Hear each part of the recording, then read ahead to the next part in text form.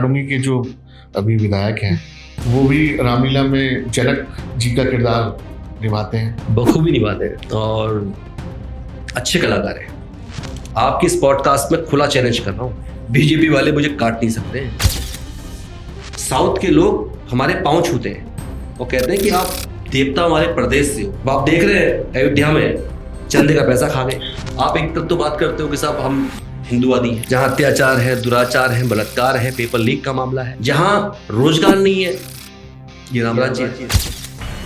तो वो सब निकाल के उसने फाड़ रखा था। एक दो महिलाओं ने तो अपने ऐसे करके ब्लाउज फाड़े और कहा कि हम आपको गलत केस में फंसा देंगे।